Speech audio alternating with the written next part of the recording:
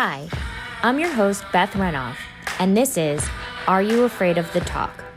Join me as I shine a light on the difficult conversations we keep in the dark.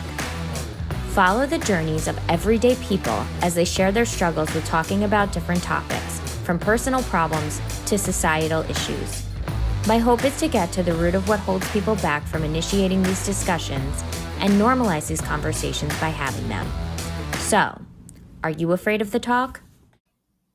Hi, and welcome to Are You Afraid of the Talk? I'm your host, Beth Renov, and today we have Jessica, 35 from New Jersey and a social worker. Hi, Jess. Hey, Beth. Thanks for having me. Thanks for coming on. Can you tell listeners a little bit about yourself, just for us to get to know you a little bit? Yeah, so like you said, I'm 35. I just recently moved to New Jersey from New York. I was living there for about 10 years, and then my husband, who grew up here, kind of dragged me here, but liking it so far. I am a social worker. I currently work in a school for students with emotional disturbances and learning disabilities. I have an older sister. I'm an aunt. I have a dog named Rocky who is super cute, but he snores super loud at night. And that's kind of me a little bit. You're married, right? I'm married. I've been married for almost 2 years. We did get married during COVID, so I did have a COVID wedding, which at first I hated, but now I'm really happy of that's how it turned out. Didn't have to have a huge party and be around, I guess, a lot of people, which was lovely. Yeah. So how was it to have a wedding that wasn't like your initial expectation? I definitely was really sad at first. We got to the planning process. Really loved our venue, which we still ended up being able to get married there. They did like a small wedding. But I think just like you think of like what your wedding day is going to be like, and that's not necessarily what I thought it would ever be, but it ended up being, I feel like, the way it was supposed to be. Yeah, I think the pandemic kind of did that for everybody with different things, but it sounds like it worked out for the best. So that was good. Yeah. So I wouldn't really change it. I'm happy it ended up being pretty small. Just wish there could have been like more people, I guess, is the only thing. But yeah. Well, you looked beautiful. I oh, saw thank pictures, you. I I'm know my gonna sister was like, if you don't wear your wedding dress, and I was like, I was happy I did, because then I think I would have actually have had to have the big wedding. Right. So. Yeah. Well, the micro weddings were all the rage, and I feel like it might just be a trend that like goes past the pandemic. Yeah, definitely, and I definitely would recommend it. Yeah. I think looking back on my wedding, I loved it, and actually we had it at the same place. Yes, So I actually decided. So my husband and I were at your wedding, and we were dating, and we had a few drinks, and basically we're like, this is where we want to get married. So yeah, it's thank you beautiful. for that. Oh, you're welcome. Their food's fantastic. So if Amazing. anybody's looking to get married, go to, what is it called again? It's great that I even remember where I got married. Cedar Hill. Cedar Hill Country Club in Livingston, New Jersey. Great food. I mean, it's the best food I've ever had at a wedding, and I've been to other weddings besides mine there. So definitely the best cocktail hour I've ever had. yeah, cocktail hours are important for weddings, right? They really are. If you don't have a good cocktail hour, you're kind of like ruining it for all your guests. So. Yeah, it's like, just leave. Yeah, seriously. So I love to start out with like a little icebreaker. Yeah. Just to have fun, give people get to know you, see where your head's at. So if you could have any superpower in the world, what would it be and why? Ooh, I would want to do time traveling. Cool. So what would that be? Where would you go? So I would go back to when I want to say I was about 7. I'm in the car with my sister, and she used to steal my Doritos. Mm-hmm. And I didn't learn about this until I was 21. And she told me that when we were in the car, she would ask to see my bag. And then I was obsessed with my sister at a pretty early age in life. Uh-huh. And I would hand them over to her, not thinking anything. And she Mhm. would swap the bags because she already ate hers, and she would eat the rest of my chips, and I would have no idea. So I think that would be the first place I'd go back to. Not Yeah. give her my Doritos. Yeah, I would take back those Doritos and maybe, Mm-hmm. do a little switcheroo now when she's not looking. Yeah. So that's definitely, I think, would be my first stop. Where would be another one or two stops? I think a few stops would more likely be in just the past, Mhm. to some family trips that I went on. Um, Also, which I will be talking, I think, more about is kind of going back to school and maybe having a little more confidence in myself. Mhm. And then it would be fun to, I think, maybe go a little in the future, but it's also nice for that to be a mystery. Yeah. Mm-hmm. Is there like any time period in like history that has nothing to do with like your family that you or a place that you would want to go I'd to? want to go back to the 80s. Yeah. I think the 80s would be fun. I love the music. The Yeah. hairstyles were awesome. And it just seemed like a lot less like people were just like more carefree, maybe. Yeah. I mean, I think a lot of people are on drugs, but They they are definitely good probably were. too, but no, it was definitely more carefree. I think Mm-hmm. we didn't have like politically incorrect things, not that saying like every people should be offended, but I think Mm-hmm. it was more carefree and that people were lighter, things were more of a joke, Mm-hmm. like people just wanted to have fun. And I think social media has brought Mm-hmm. more serious things to the De- forefront.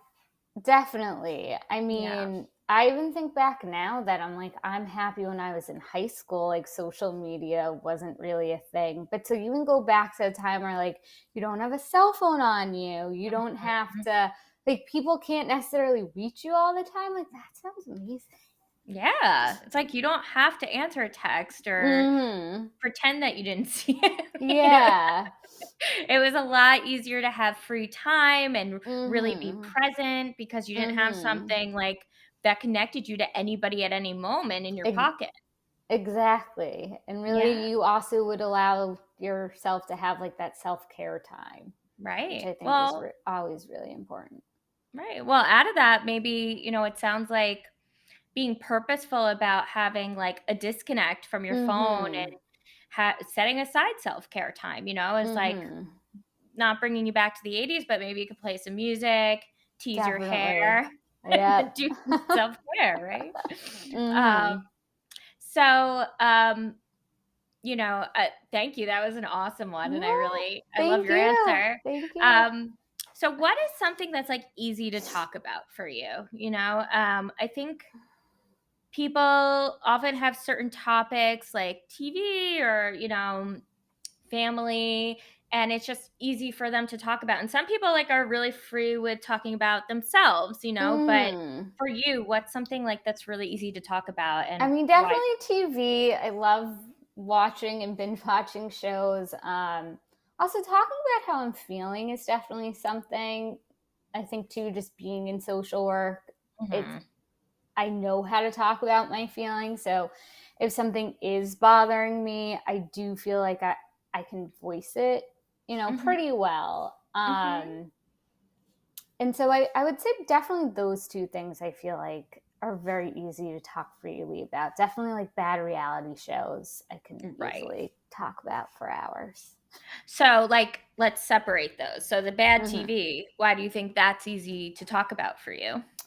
Um, because it's like something that's kind of carefree. You don't have to really think about that much. You're also looking at someone else's life, kind of. So you're Mhm. not really concentrating on what's maybe going on inside of you. Right. And it's also an escape. Mhm. And I Uh, think it's an escape that other people can connect with. definitely. Where Yeah. you don't have to talk about yourself. You don't have to kind of like be vulnerable about things. So Mhm. I definitely would agree with that. Right. And then you have something where you are kind of being vulnerable and being able to Mm-hmm. talk about how you're feeling. Do you think that came from social work or like pre-social work, you like schooling, like you were and working, you Um, were able to do that? I think that's a good question. I think it's a little mixture of both. Mhm. My mom, she talked really freely about like how she felt, and Mhm. I'm very similar, I think, in a lot of ways to how she was. Mhm. I guess just for people who are listening, my mom did pass away when I was 21, but Mhm. before, like, definitely growing up, she really instilled, at least in me, to be able to talk about my feelings, to not hold it inside of me. Mhm. And I think because at a young age, she really encouraged that. I Mhm. now know if I keep it inside of me, I feel like I'm just gonna like burst open. Yeah. Um, so I think that's why too. I also, I know I'm more of an emotional person, which I think is totally okay, and Mhm. I love that about myself. Mhm. So if I hold, like if I hold it in, it's just, Explosion. yes. When it comes Yeah. out, it would be like waterfalls and all of that. Right. Well, what a gift your mom gave you, Mm-hmm. and it sucks that you didn't get more time with her, but, having that in common with her and having her live through that, Mm-hmm. and also having her be able to be such a good role model of like Yeah. being expressive and saying like it's okay to have feelings and be Mm-hmm. sensitive and emotional. Absolutely. So. Right. And I think with me, I think I've always been an emotional person. Like, Mm-hmm. I mean, you've known me a very long I time, have. but um, but I think I really honed it in like I feel like everybody should go to like social work school. I Mm-hmm. feel like Absolutely. it was like a boot camp for like getting in touch with being vulnerable, understanding Mm-hmm. feelings, and then working there. I mean, I feel like every social worker should really go to therapy. Mm-hmm. But that whole like parallel process of working and then working on yourself really Mm-hmm. shows you like we gotta like open up and let this out, or like we could see bad things happen because we work with people. Mm-hmm. It's gonna come out one way or the other, so you might as well feel Just get it free to. out there. Right. And I think it's amazing that that's something easy for you, Mm-hmm. and if that's easy for you, you kind of mentioned earlier you'll be talking about this. What is hard for you to talk about? So, something that definitely, excuse me, has been hard for me to talk about, and definitely something that I've trying to improve just as I get older in different stages of my life, is Mhm. that when I was about 4 or 5, which I don't really remember all of it, but I Mhm. was diagnosed with dyslexia and ADD, which is now more classified as ADHD. I just don't have the hyperactivity part. Mhm. So kind of growing up my whole life, I knew something was different Mhm. when it came to learning and just how I process things. So I started to really notice it when I was in probably the third grade, Mhm. and I would get pulled out of the classroom a lot. Or Mhm. we would be going around and the teacher would call on you to read, and I would just stare at a page and it just looked like random letters, like nonsense words. Um, How did it and feel like being called on the spot and having to, say something and not being able to like decipher what was on the mhm. page? So during elementary school years, I don't think it was as much of a big deal in a sense Okay. because I had my mom who would advocate all the time. Mhm. So, like, my teachers always knew exactly what I needed and what Okay. not to do. Okay. There would be a few times where I think it was like in the sixth grade, I had this teacher. She was awful. And she Mhm. knew that even in the sixth grade, I had like a lot of trouble with reading. Mhm. And it was spoken to her about, if you are going to call on like Jessica or me, like, can it be something where we kind of talk about it before? So like I could practice a small paragraph Right. before you even call on me. Mm-hmm. And a lot of times she wouldn't do that. So if I was in the class during the time when we had to read, Mm-hmm. and she would call on me, I would try. A lot of times I wouldn't know what the words were. I was very lucky, at least at that point, that my classmates kind of knew that Mm-hmm. I really struggled with reading. And so they kind of helped me out, which was awesome. That's so sweet. Yeah. um, so definitely during that time, I don't really know if it bothered me as much, or I'd have a hard time talking about it Mm-hmm. until really my classmates were going on to middle school. Mm-hmm. And I was not anywhere near the same level and had to go to another school Mm-hmm. for kids with emotion or for kids with learning disabilities. And I felt very different there. Mm-hmm. And so that's, I think, when it really kicked in, and I couldn't talk about it, and I didn't want to talk about it. So I would shut down a lot about Uh, it. and what would that look like? Um, it would kind of just look like me being passive about Mm-hmm. things, or getting, I guess, like upset. Um, a lot of times too, like if I would go out, this isn't like if I would go out to eat with friends, right? My Mm-hmm. parents weren't there, and I saw something on the menu that I think I knew what it was and it looked good, and I couldn't pronounce it. I Mm-hmm. would not get it. I was Mm-hmm. embarrassed to be like, hey, can you just tell me what this is? Or Mm-hmm. like if I pointed to it and the waiter was like, oh, but like, what do you want? And I couldn't tell them. Mm-hmm. I, in my head, thought like that would be the most humiliating thing. So a lot of times I either would try to go like after a friend to order and be like, oh, I'll just have what they're having. So starting to like learn different tricks where I guess I could hide it more. And that's actually sometimes just even thinking truthfully to when I moved to the city and I was dating, if Mm-hmm. there was like a drink on the menu that looked good, and occasionally I have a hard time like pronouncing the word, I Mm-hmm. would totally just order something else that I like had an idea that they probably had. Mm-hmm. And how did it feel to, hold yourself back? And it sounds like you didn't meet some of your needs. Like, even though you're talking about food, I can imagine there Mm-hmm. were other things, and it sounds like what's stopping you, and correct me if I'm wrong, is like the shame that you would have felt. Yeah. And I mean, it definitely would be annoying. I remember one time actually when I first started dating like my husband, we were at a restaurant and there was something on the menu and I really wanted it. And I started kind of talking about to him that like, look, like I have a learning disability. And he would like ask me like questions, but I never fully in those moments told him as much about it because I just started dating you. Like, I really like you. And what if I do tell you I have dyslexia and I share a lot more with you? And then in your head, you're like, okay, well, is this going to then like hold you back in other areas of our life that like I don't want to have to then like deal with? So I think I was just embarrassed to really like tell him, but we were somewhere and I wanted something. And I just pointed at him like, what does this say? And he told Mhm. me, and it was no big deal at all. Mm.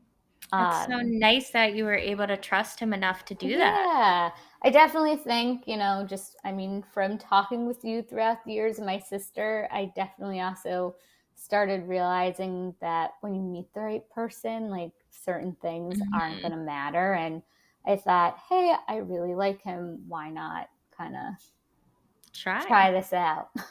Right. Well, that's amazing that Mm-hmm. you were brave enough, and vulnerable enough to do something that made you really uncomfortable. Mm-hmm. But going back to like what you said before is like you were fearful of talking about it. It sounded Mm-hmm. like because you were afraid of how he would judge you, and it Mm-hmm. sounded like you would be a burden on him in some way.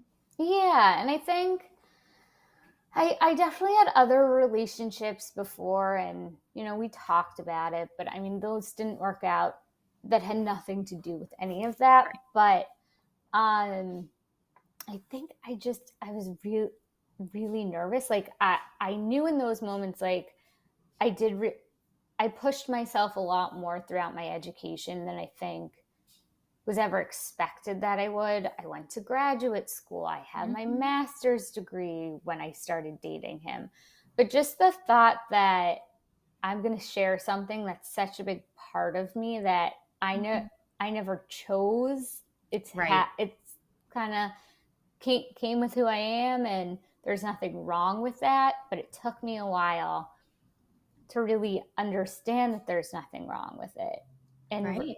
even now being 35 and having a job, going through grad school, I still have a lot of like those self-doubts of myself and wanting to understand like, hey, like what are some of the strengths that come out of this? But it's Mhm. really hard when a lot of times you're told like, oh well, you can't do this, or this is just going to be like more challenging for you. So it's easier to kind of, I guess, hold it inside than allow it to come out.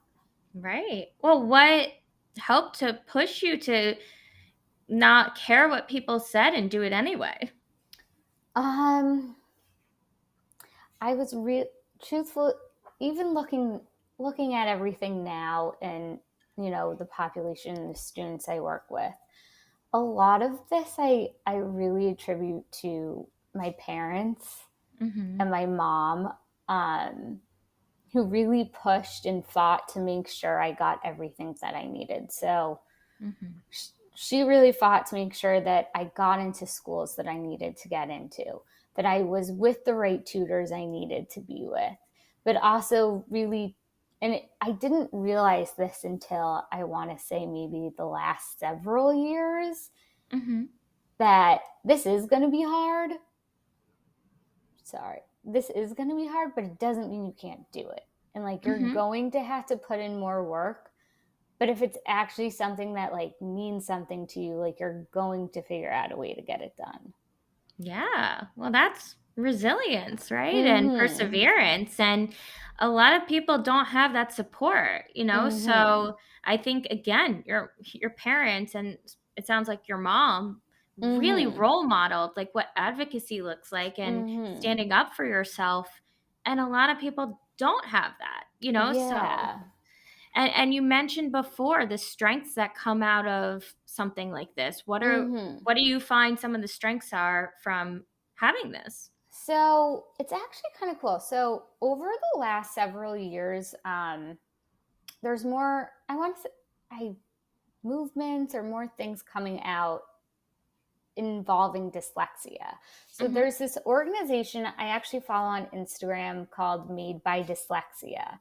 mhm, And it's really just looking at the fact that so many people out there have dyslexia, mhm, and to be looking at the strengths that come with dyslexia.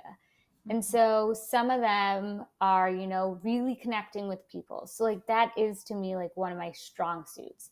I can mhm, connect to people. I understand their emotions. I feel like I can feel how they're feeling. mhm, Also, problem solving, looking at the whole picture of things.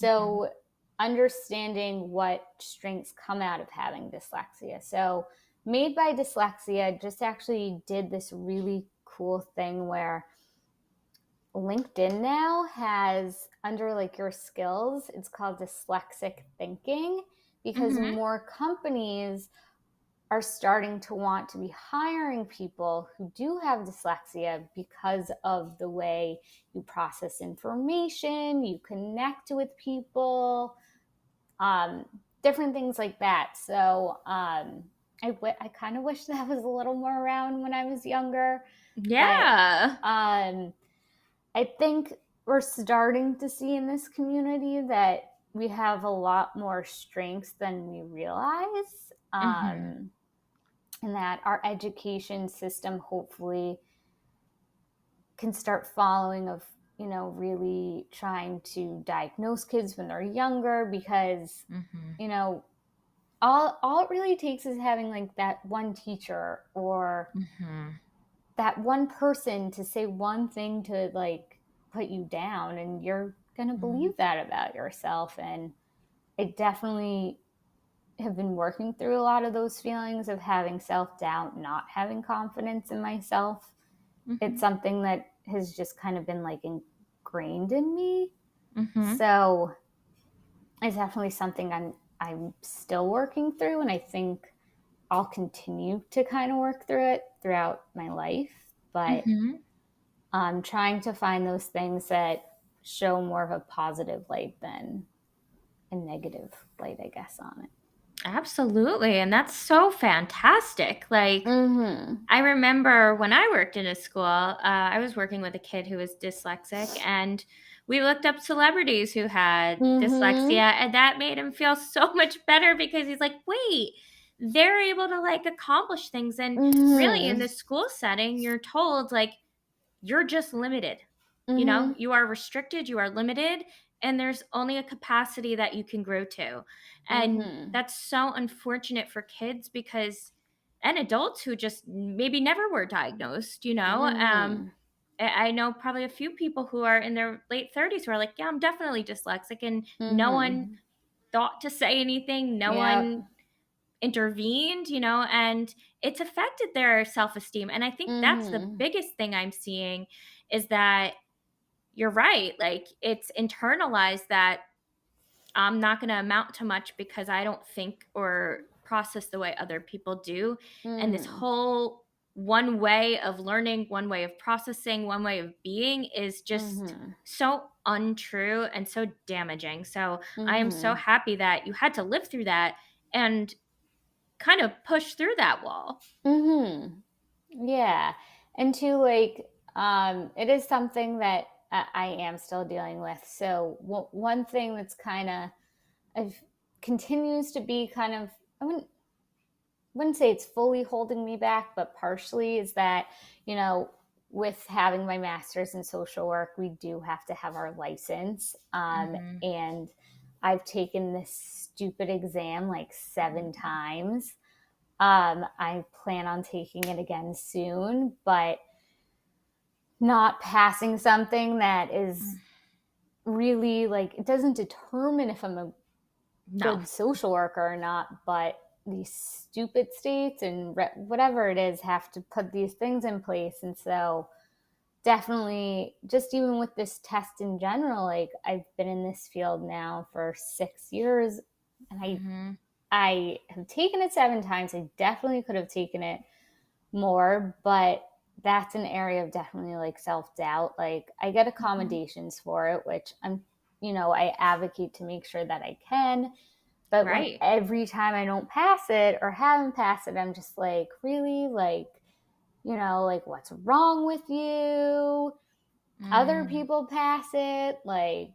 So it's definitely, I think that right now is something that has been in the forefront of my head, or that I've been thinking about a lot, is I want to take this exam, but why do I want to do something that like every time I've done up until this point, I haven't passed it? Right. Well, I've taken it. I've taken both, and they're really, really hard tests. They are not easy tests. They actually reflect nothing about how well of a social worker you are.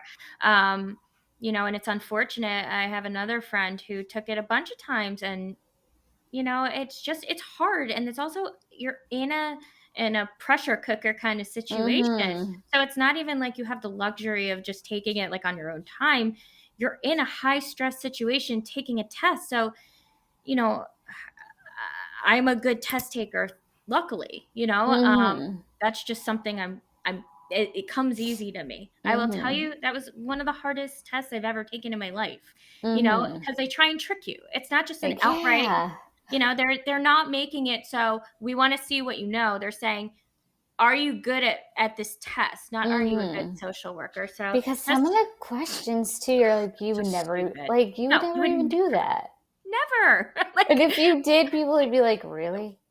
agree. It's just so, I feel like it's a little bit of a moneymaker for states, Mm-hmm. but I guess it's a necessary evil. But I'm Mm-hmm. also hearing from you that you're telling yourself you're not good enough for this, you're not going to pass this, Mm-hmm.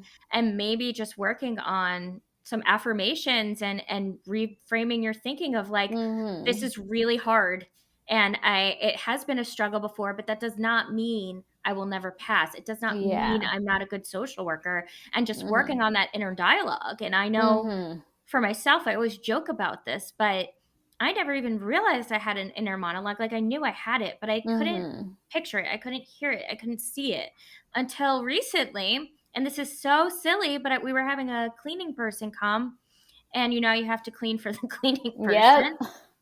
I was so overwhelmed.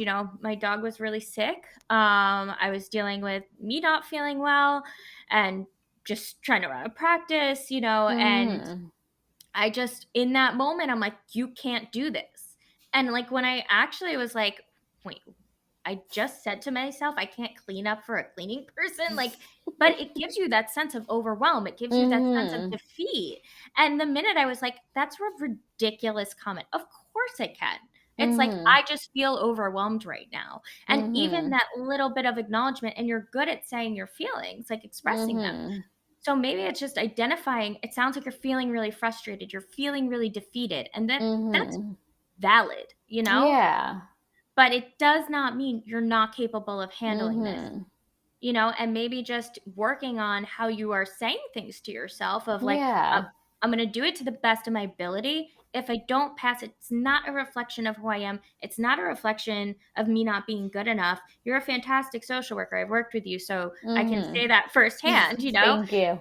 But, I think also look at what you've been through. You have so much Mm-hmm. resilience and strength, and like, don't let this stand in your way and be the wall that you can't break through. Yeah. Well, I appreciate that. Well, it's true. And you know, Mm-hmm. now that you're opening up about it, are there benefits to talking about it? Yeah, so there are. So I definitely have, when I say that I've realized kind of some of this stuff recently, I've realized it. I know that it's something that sometimes feels like it's holding me back of having this self-doubt. So Mhm. I actually like I do have a therapist that I meet with weekly, who Mhm. I really enjoy those sessions. I look forward to them because they're helping me explore kind of the barriers that are standing in my place right now in my career, and I guess even in my career that then can obviously trickle down into like your personal life and everything like that. Mhm. So it's been actually recently too that a lot more of these things that I never even realized, like the self-doubt I had in myself, is starting to come up more. And it was hard to even talk about that like with my therapist, but the Mhm. moment I kind of like started letting it out has really started like opening more doors to like me realizing like you can get through this or you can do this and have like more confidence in myself. I've been in a job I've been really, you know maybe I shouldn't talk, but like It's I okay. haven't been super happy at. And I have been just kind of like exploring, well, what's holding me back from putting myself out there, Mhm. to find a new job and to be happier in my career, and not to let maybe this self doubt of, I know what I'm doing in my job and I know how to do it. And when I say like I know how to do it, I know how to also work around the times where if I'm having moments, I call them my dyslexic moments, Mhm. but moments that I might come across something that feels more challenging to me that might be easier for a coworker. I've learned the strategies of how to do it. So I am nervous but excited to be able to go into hopefully a new position Mhm. and really show people what I can offer, whatever next placement I go to. But I'm obviously also nervous about it because there's certain things where even little things, I sometimes will, call someone, or I have an app on my phone and it reads it out loud for me, and that's people's last names. Like, Mm-hmm. I get nervous that I'm going to say them wrong, or I don't know how to pronounce them. So I've been What? just trying to put myself out there and say, hey, if it does happen and you pronounce it wrong, that person hopefully won't be an asshole and will just correct Right. you. Right. And names are hard. They Everybody pronounces them. are. I mean, the first guest I had, and I'm sorry, Anna, but I said your name wrong. And it's Mm-hmm. like, I think it's a hard thing, and kind of what you were saying earlier about your husband, when you felt comfortable to just be like, Mm-hmm. okay, can you just tell me what this is and Mm-hmm. what And this I says? and I mean, he still now does it all the time for me when we go to restaurants, Right. and we kind of we don't like laugh about it, but it's kind of like he can tell if Yeah. I'm trying to figure it out, and it's like, oh, which one do you want? So it's been great that it's something I don't worry about, at least Right. when it Well, comes he's to ordering food. anticipating your needs, right? But Mm-hmm. use that same confidence and trust in the workplace. Mm-hmm. And like two other points that just came up for me is like, it sounds like maybe like this self-doubt got in the way of you putting yourself out there because you got comfortable, right? Yeah, 100%. And Mm-hmm. comfortable and familiar isn't always best. And I think you're Mm-hmm. learning that, and that's boosting your confidence too. Like if you're not taking a risk, like you're gonna feel uncomfortable, but that's a Mm-hmm. good thing. And that maybe anxiety and maybe that self-doubt is just letting you know big change is coming. And Mm-hmm. we all have like imposter syndrome when we start Yeah. something new. So that's Mm-hmm. normal. But also you brought up something really important, and just as a therapist, I find this so interesting, is like when talking to your therapist, what stopped you from talking about it? What made it so hard to talk about? Um, I think when I went into therapy, and even now, like I thought I was feeling comfortable Mhm. until I kind of just realized. So I found this therapist to help me with test anxiety, but we started then going down other areas Mhm. that have come up that are definitely things that I wanted to speak with her about. But then she kind of said something that Mhm. just kind of like dawned on me, that Mhm. was that she kind of made a comment like, it seems like you push things off. And I was Mhm. like, you're kind of right. Mhm. Like, when I looked back at the test, I don't take it. So I'll take the test, and when I don't pass it, I find another reason not to take it. So Mhm. the first time I failed it, I put then all my concentration into other things that, were important or I wanted, but they weren't going to go anywhere. So like the first time I took it and I didn't pass, this is after like coming out of being in a relationship for a bit. Mhm. I didn't pass, and I was like, okay, well, I'm going to concentrate on like dating. Right. And so I allowed that to take up all my energy. Mhm. Then I was in a relationship with my now husband, and I think I was just concentrating on that relationship. And then we Mhm. got engaged. And so I didn't Mhm. pass it again. So it was like, oh, well, after I planned my like, so I Right. always feel like I realized I started finding excuses. Mhm. And it was it was excuses, but it was also the things I always feel Mhm. comfortable about, and comfortable, and I feel like I can do them really well. Mhm. So I was kind of letting those distractions or excuses kind of come in the way of putting off this test. And I think Mhm. when she mentioned that or picked up on that, it just Mhm. kind of opened this door where I realized that I have been doing a lot of that too, because I'm scared to do this again, because I hate the feeling of like failing at something. Right. Well, but maybe it's triggering like a core belief about yourself that Mhm. you're a failure, and that's not Mhm. true, but it's a like after hearing everything that you're talking about, and like teachers, institutions Mhm. telling you like, yeah, you're gonna believe that. So Mhm. I think it sounds like she helped you to understand kind of like the Mm-hmm. root cause of Yeah. all of this, right? And, Mm-hmm. from what you're talking about, it sounds like not talking about it kind of, what's the word? Sorry. No, it's okay.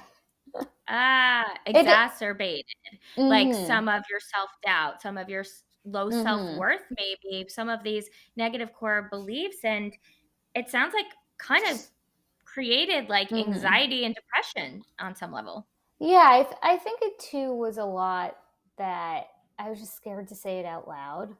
And Hmm. exactly, like I was afraid to talk about it because I thought if I talk about it, then is it true? If I keep it to Hmm. myself, then no one else will know about it. Right.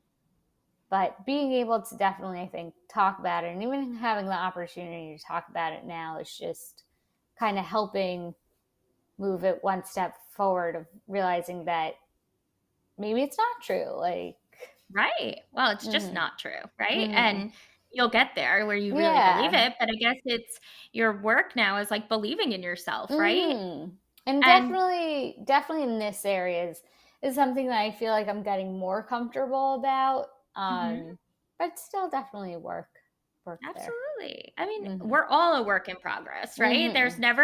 There's never work not to be done because of the Mm-hmm. different once we make these connections of the different reasons why we act Mm-hmm. the way we do, why we think the way we do, why we believe the things we do, it you see how it's impacted your life, right? And Mm-hmm. so now that you've been able to have this conversation and pretty publicly, like what have Mm-hmm. you learned about yourself and do you think it'll be easier moving forward? I do. I definitely in the past few weeks have had some like exciting stuff going on, or I'm hoping Mhm. it Mhm. that have kind of made me realize like you are capable. Like I have been interviewing at places, they have given me nice feedback about myself, Mhm. so kind of just pushing myself to say like, hey, what's the worst that's going to happen? Like they either won't ask you to come in for another interview, or maybe they'll really like you and want to talk to you more about your experience that you could offer this job. So I also, there's things down the road of like I've been married for a few years, Mhm. maybe if we want to start a family, like I want to kind of like go into that and be able to like work past some of these feelings so that Mhm. I can be a better version of myself. Yeah, well, you're Mhm. doing it, and working on how you feel about yourself and your relationship Mhm. with yourself is the best gift you could give to yourself. It's Mhm. investing in yourself, and it's only going to make your family better, right? Yeah.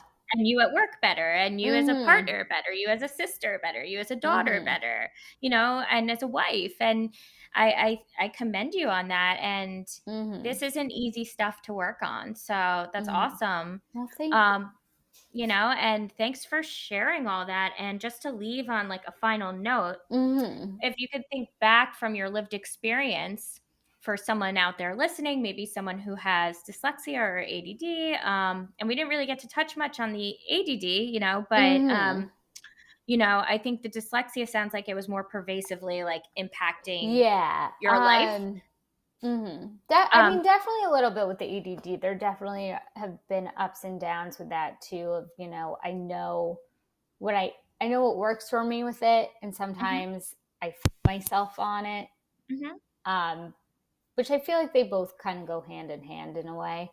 right. Um, Yeah, I think they impact each other. mm-hmm, But so having your lived experience and someone out there listening, whether they have some of these diagnoses or not, is there something or you thinking back, is there advice you would give to someone or yourself from your lived experience that could help someone? um, I, d- I definitely feels feel like when I think about it, like reminding myself, like this may feel really, really hard in the moment, but if you really do work at it and believe that you can do whatever you want to do, you'll be able to. I think what I would kind of say as another thing that really helped, I think me too, is that This is more, I guess, for maybe parents if they're raising kids with dyslexia, is don't look at this as a bad thing that's happened to your child, Mm-hmm. because it's not, it may feel like the end of the world, but if you can paint a picture of this not being a negative and how it can be a positive, and really instilling in your kids of how great they are, talking Mm-hmm. about dyslexia, of like, look, like you may have trouble in this area, but look at all these other areas you're going to do so well in.